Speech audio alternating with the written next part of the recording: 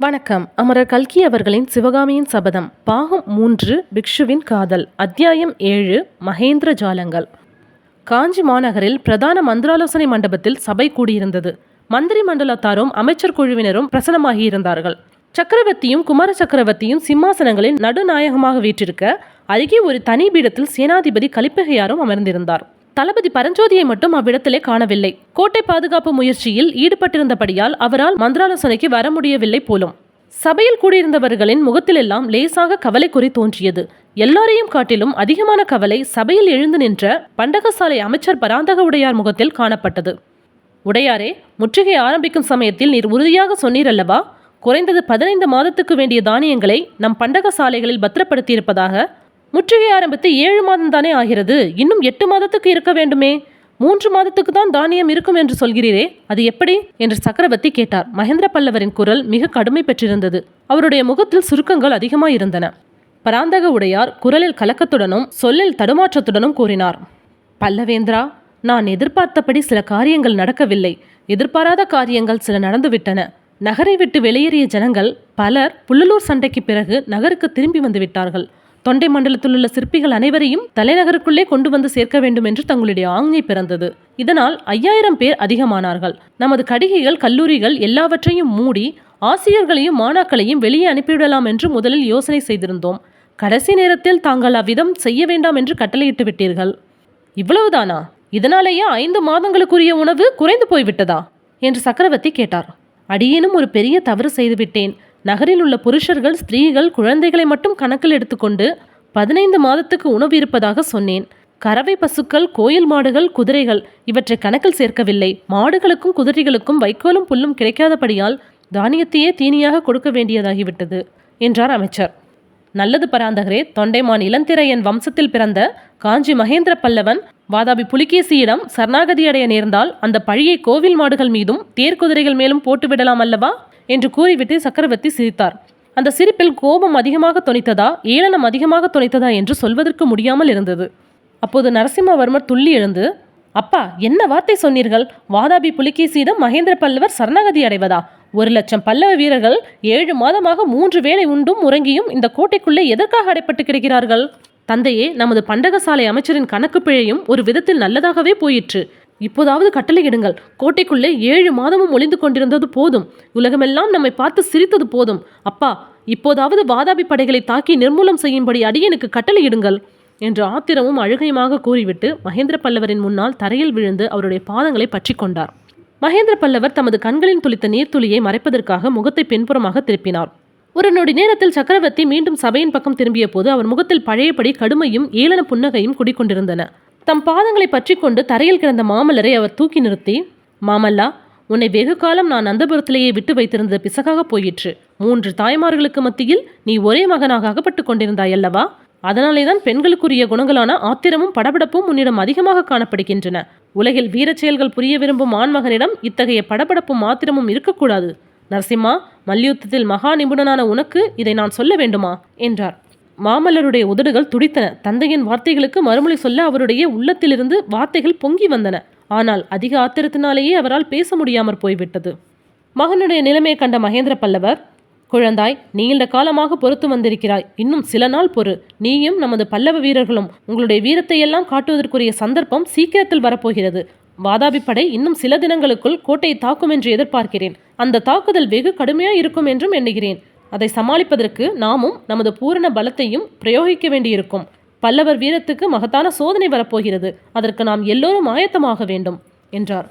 இவ்விதம் மாமல்லனை பார்த்து கூறிய பிறகு பண்டகசாலை அமைச்சரை பார்த்து மகேந்திர பல்லவர், பராந்தகரே, இன்று முதல் காஞ்சி நகரில் உள்ளவர் அனைவரும் மாடுகளும் குதிரைகளும் உள்பட சமண நெறியை மேற்கொள்வோமாக என்றதும் சபையில் இருந்த அனைவருக்குமே தூக்கி வாரி போட்டது. ஒரே ஒரு காரியத்தில் மட்டும்தான் சொல்லுகிறேன். அதாவது, இரவில் உணவு உட்கொள்வதில்லை என்ற சமண முனிவர்களின் விரதத்தை எல்லோரும் கடைபிடிக்க வேண்டும். இதுவரை நீங்கள் கொடுத்து வந்த உணவு படியில் 1/3 பங்கை குறைத்து விடுங்கள்.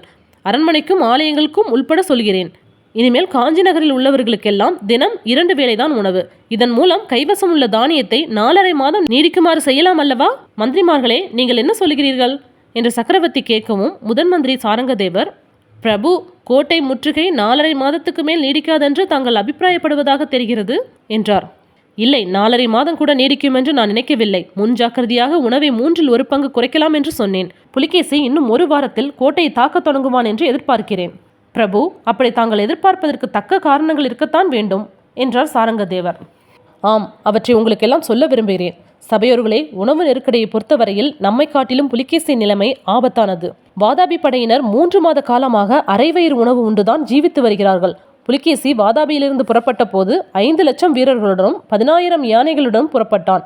இப்போது வாதாபி படையில் 3 லட்சம் வீரர்கள் தான் இருக்கிறார்கள். 15,000 யானைகள் மட்டுமே இருக்கின்றன. சபையோர்களே, இன்னும் 1 மாதம் போனால் இவர்களில் பாதி பேர் பஞ்சத்திலும் நோயிலும் மடிந்து போவார்கள். யானைகளின் கதி என்ன ஆகுமோ தெரியாது. ஆகையால் புலிகேசி சீக்கிரத்தில் கோட்டையை தாக்கித்தான் ஆக வேண்டும். இந்த தாக்குதல் வெகு மூர்க்கமாக இருக்கும் என்பதிலும் சந்தேகமில்லை. முதலமைச்சர் ரணதீர பல்லவராயர், பல்லவேந்திரா, இந்த மாதிரி அதிசயத்தை இவ்வுலகம் எப்போதும் கேள்விப்பட்டதில்லை. முற்றுகைக்கு உள்ளானவர்கள் பசி பட்டினிக்கு ஆளாகி மடிவதுண்டு. எதிரிகளிடம் சரணடைந்ததும் உண்டு. ஆனால் முற்றுகையிடுகிறவர்கள் பட்டினிக்கு ஆளானார்கள் என்று கதையிலே கூட கேட்டதில்லை என்றார். ஆம் பல்லவராயரே, திரிபுரம் எரித்த பெருமானின் அருளினால் இம்மாதிரி அதிசயம் நடக்கிறது. தொண்டை மண்டலத்து கிராமங்களில் உள்ள ஜனங்கள் எதிரிகளுக்கு ஓர் ஆழாக்கு அரிசியோ ஒரு பிடி கம்போ கொடுக்கவும் மறுத்திருக்கிறார்கள். கையில் உள்ள தானியத்தை எல்லாம் வெகு பத்திரமாக புதைத்து வைத்திருக்கிறார்கள். சபையோர்களே, தொண்டை மண்டலத்து ஏரிகள் கூட நமக்கு பெரிய உதவி செய்திருக்கின்றன.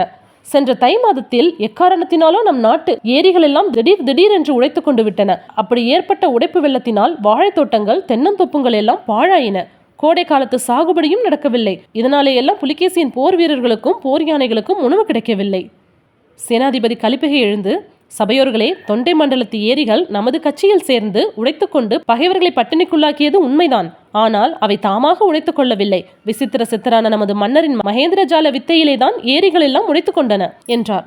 சபையோர்களே, நான் செய்தது ஒன்றுமில்லை. சத்ருக்கனுடைய தலைமையில் நமது ஒற்றற்படை வெகு நன்றாய் வேலை செய்திருக்கிறது.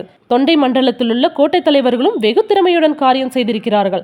நாட்டில் பஞ்சம் வந்தாலும் வரட்டும் என்று ஏரிகள், அணைக்கட்டுகள் எல்லாவற்றையும் அவர்கள் வெட்டிவிட்டிருக்கிறார்கள்.